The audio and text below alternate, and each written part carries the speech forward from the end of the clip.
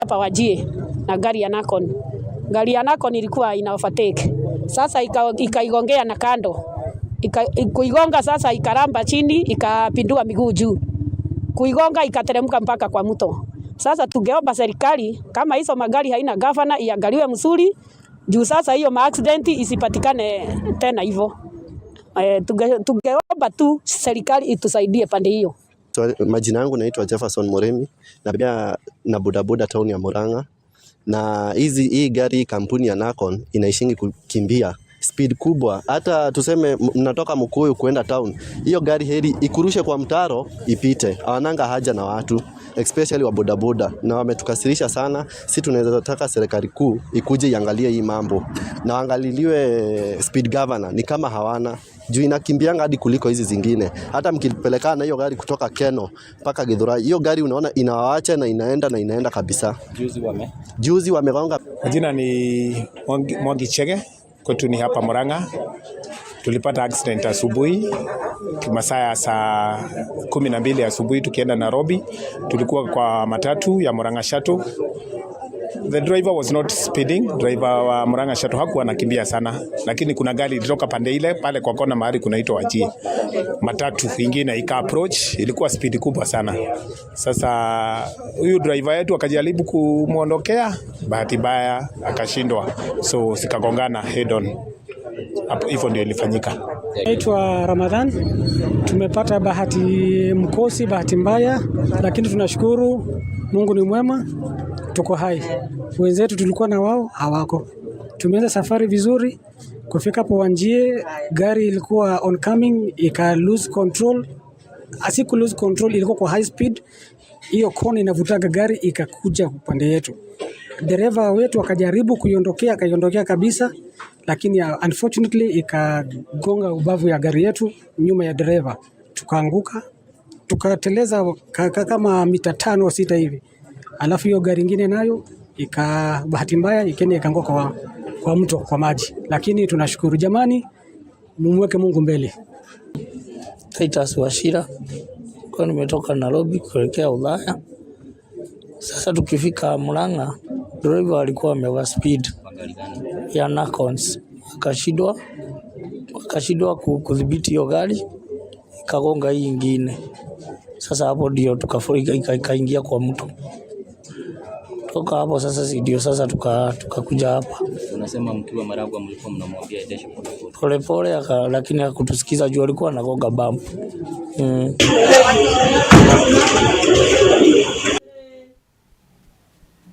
Abducted Embu social media influencer released in heartwarming turn of events.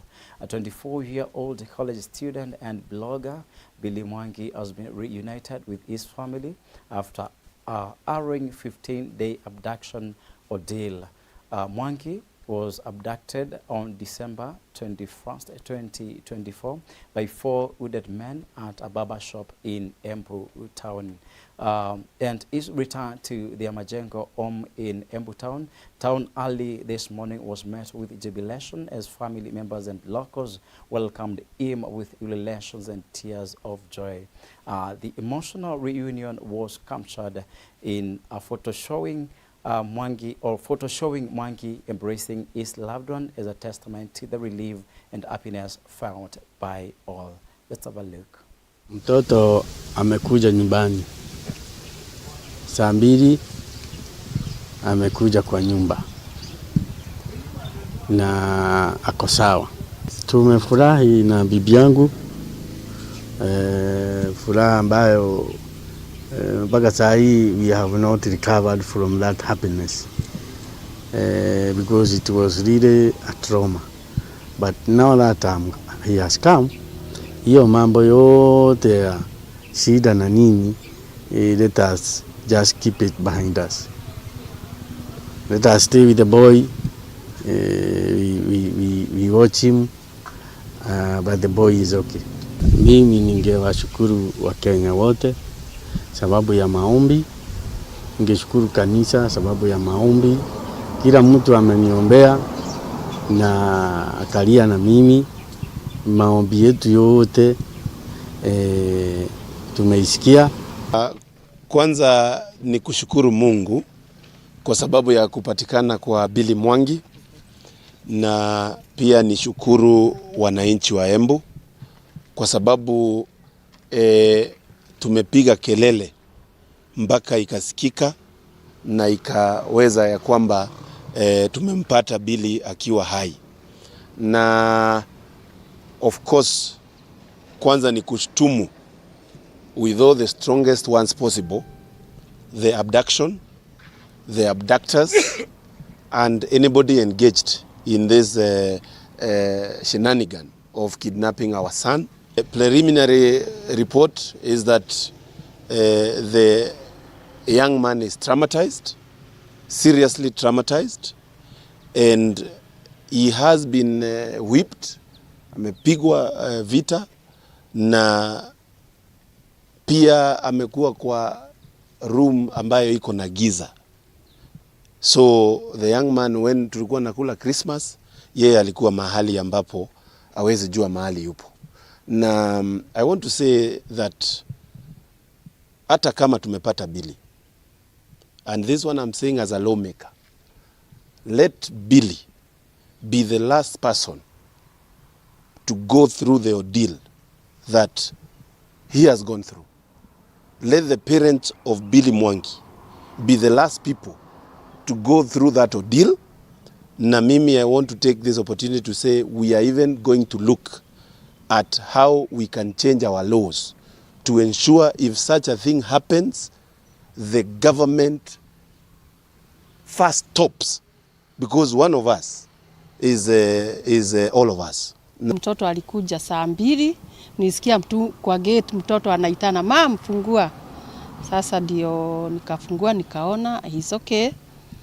Hapo kwingine Mungu anajua tu. I want to thank. And on other stories, Kakamega, Governor Fernandez Baraza has lashed out at leaders for politicizing abductions. Speaking in Kakamega on Sunday, the governor told leaders to leave the matter to be unraveled by relevant authorities like the Directorate of Criminal Investigations, DCI. He also challenged parents to teach their children to respect law and avoid situations that can lead to law breaking, as such will lead to arrest.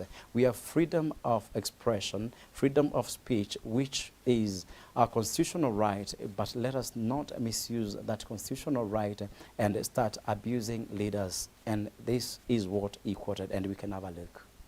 Na mimi pia nataka kupatia changamoto all the parents who are here. Let us teach our children wawe watoto ambao wanaheshimu sheria. We have freedom of expression, freedom of speech is your constitutional right. But let us not misuse that constitutional right na kuanza kutusi viongozi. Jambo lingine, tumekuwa na visa vya utekaji nyara watoto wetu. Sisi kama viongozi, we want to condemn mambo ya abductions. Na kitendawili ambacho tunauliza, which must be the responsibility wa wale ambao wanahusika na mambo ya uchunguzi, DCI, watutegulie kitendawili hawa vijana wetu wako wapi.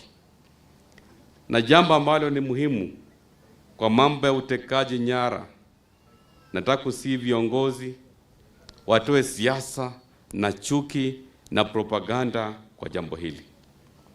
Let the government institutions responsible for investigations give us what is the root cause. Na vijana wako wapi? We should not politicize mambo ya abduction.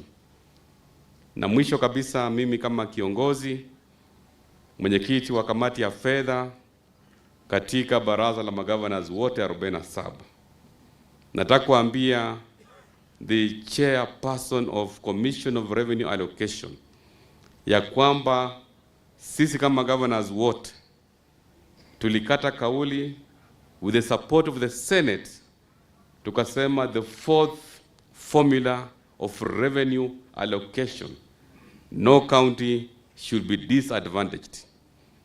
Nimeona ile proposal ambayo imetoka, the counties in the northern region ndio wanapasa pesa nyingi, and yet we have equalization fund So I want to challenge CRA that whatever you are recommending to Senate, no county should lose, no county should be disadvantaged. Ile mambo ambayo Mheshimiwa Nabii ameongea hapa, I support him. Najua kumekuwa na mikutano na commissioners na wale ndugu zetu wa kule juu, which may have influenced the proposal that is going to Senate. Senators, you are the defenders of devolution. Any proposal that is disadvantaging most of the counties must be rejected in total.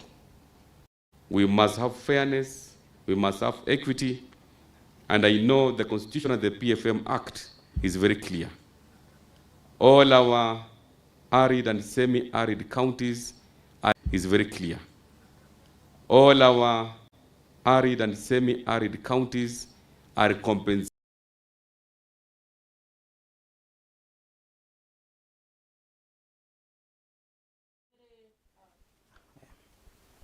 Well, Embu leaders and residents have condemned the growing culture of political intolerance that has been witnessed on several occasions where leaders have been echoed in public.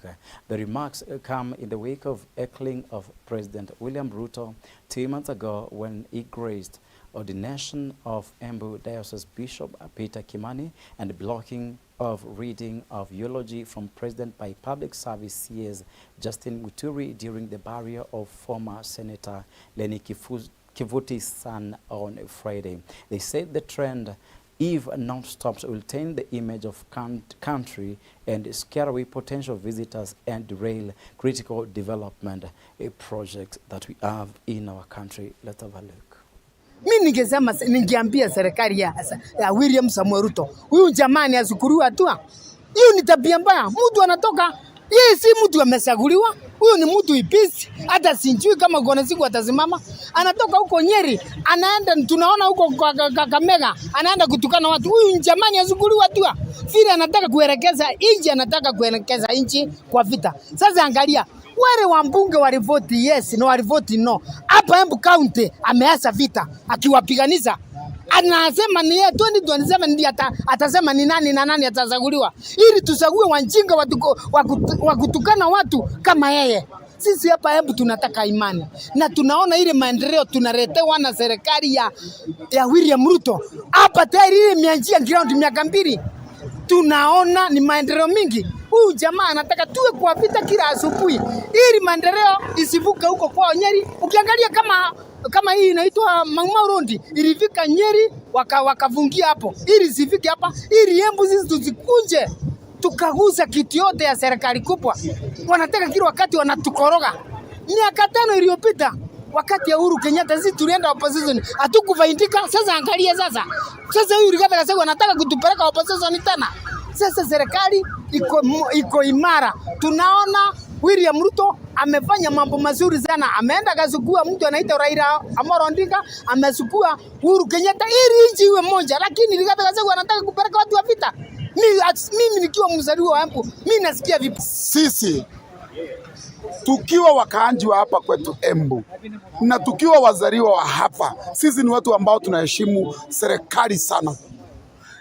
Hata ukisikia kuna watu wanakuja kuleta makerere, ni mzuri muwe mkijua hawa watu wanakuanga important. Ndio wakuja kuleta nini? Political strife in this county. Sisi wenyewe watu wa Embu sisi ni watu very peaceful. We respect the government, we respect the president, we respect anybody who is in authority. Lakini ukienda kuangalia hivi mtu kama Gachagua anatoka kule Nyeri anakuja hapa analipa watu 1000 shillings ndio waingie kwa mkutano. Waende kuchanti yeye hapo wakichanti wale viongozi wengine down. Hiyo ndio ile mimi nasema ni tabia nyingine mbaya sana. Na ningependa nimkumbushe Gachagua kwamba he stands impeached. Akumbuke kutoka ile siku alifanywa impeachment na kitu inaitwa.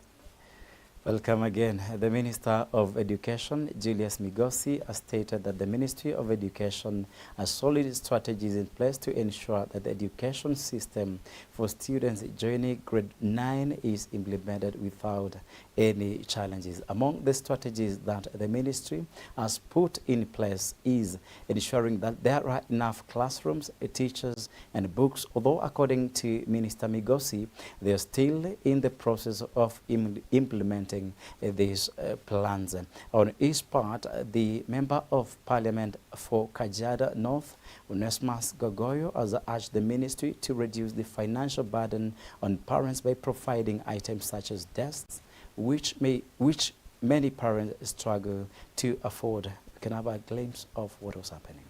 A program of ensuring that we have the infrastructure in place, including the construction of the 16,000 classrooms that were required to allow the transition to be smooth.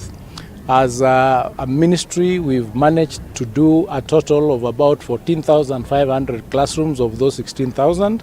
That is together with the ones that we are partnering with the national government CDF programs.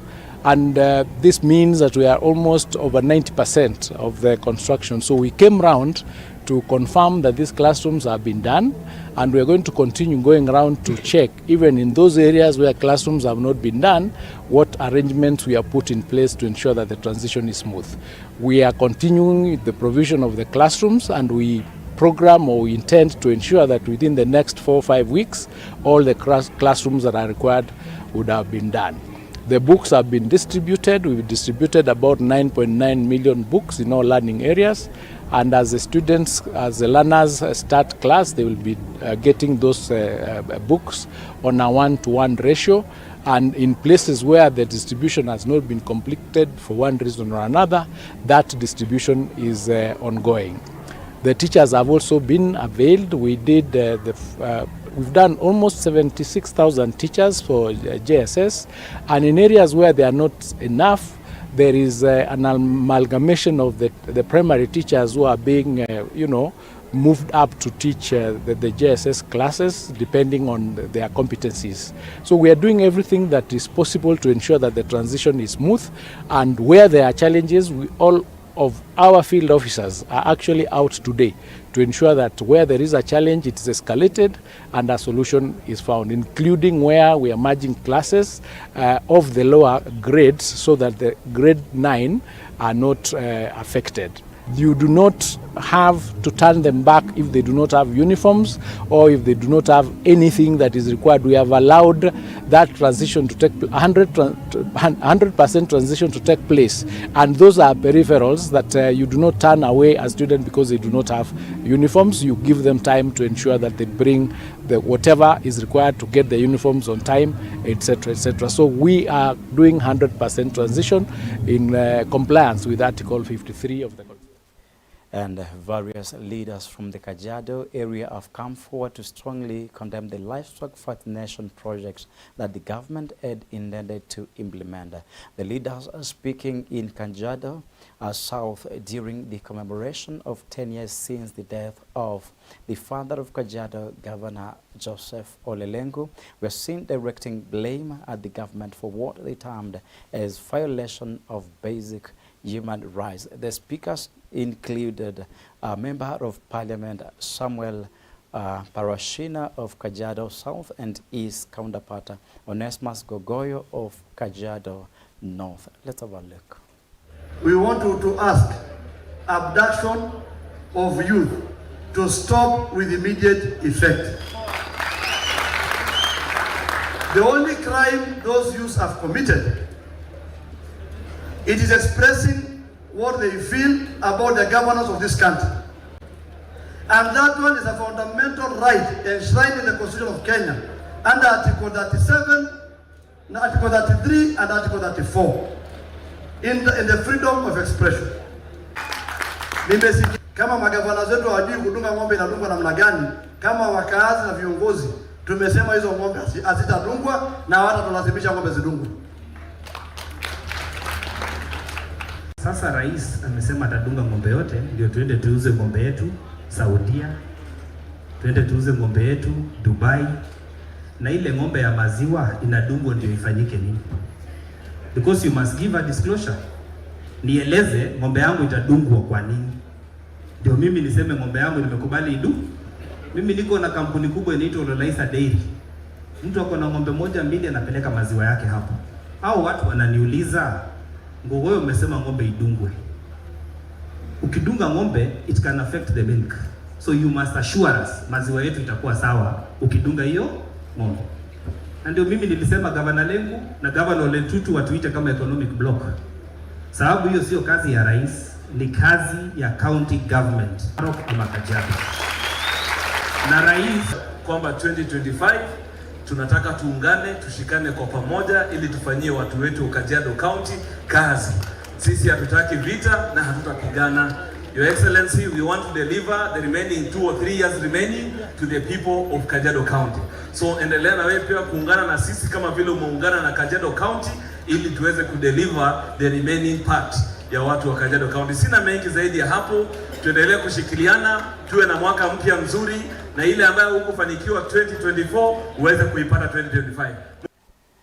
Our social media platforms remain Mugi TV Kenya on Facebook and on YouTube. And thank you for watching Mugi TV News Edition at 9. I'm your host or presenter, Jeff Kimaiyo. Have a good night.